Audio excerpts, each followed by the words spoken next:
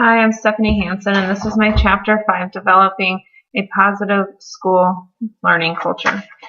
In Chapter 5, I looked up several different resources online to indicate school violence and video game violence. I am currently a 4th grade teacher, and I teach in a rural area in southwest Nebraska.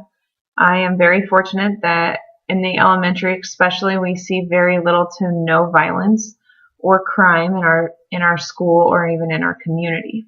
I feel like a lot of that is related to home life and expectations, and I also feel like it's things being taught at home. I know a lot of my students are very involved with guns. It's a part of entertainment in their life as to go hunting in special times of year like bird season or deer season. And so my kids think of it as entertainment rather than weapons and hurting people. Again, I relate that to their home life and how things are taught. I'm sure that every small community could have their own situation where there could be a fluke or people mistreat things or even using guns for violence rather than entertainment. I did ask my kids the other day what type of video games they do play and how long do they play them, and if their parents know what games they're playing. A lot of my little boys play sporting games like NBA, NFL games. Some of them, they said they play like Madden 14, some game with LeBron James for NBA basketball.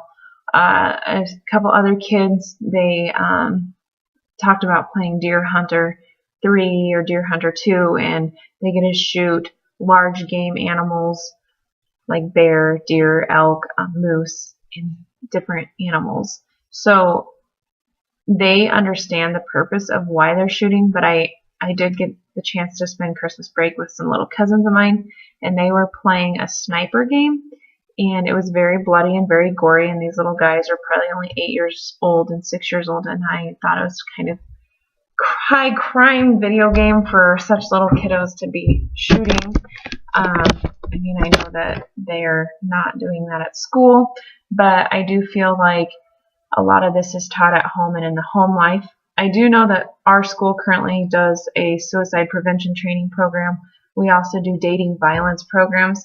I do think it could be a helpful idea to maybe how to, I guess, differentiate the crime from our video games and to our school systems, or maybe have a training on it or something like we do with dating, bullying prevention and things like that. So I guess, in my perspective, I think we should maybe teach these kids how to handle what violence is on TV or video games, just as we do other things like bullying or suicide prevention and dating violence. I guess some of the things that I saw currently right now is that teachers being attacked by students is at the highest percentage it's ever been, and that just kind of blows my mind. And in the age category, it was like junior high up through college of students who attack their teachers, stabbing, shooting, physically hitting. Those things obviously are not happening where I teach at. I talked to the principal and the superintendent the other day and asked them about violence or crime in our school that they've noticed. And honestly, the last instance we've had was 4 years ago. We had 2 little boys on a bus get into it, and the other one got mad at the other one and stabbed him in the hand with a pencil. I don't even think it broke skin or blood or anything like that, but I think that was honestly the last situation we had on our hands. We don't have physical punching fights, nothing like that. I know that we've been very lucky. Some other things that I saw was on the violent video game prosandcons.org, and increase in numbers of sales for violent video games has actually, it's increased quite a bit, but the amount of violence happening within school systems is decreased according to this study. So I don't know if you can correlate the amount of sales due to violent video games to what's actually happening in schools. I feel like a lot of it is home life, and I think that parenting skills or home life situations need to be looked at as more of a prevention matter than necessarily like the video games. students with aggression issues or stressful home life situations maybe need counseling or need somebody to help step in and give them some guidance.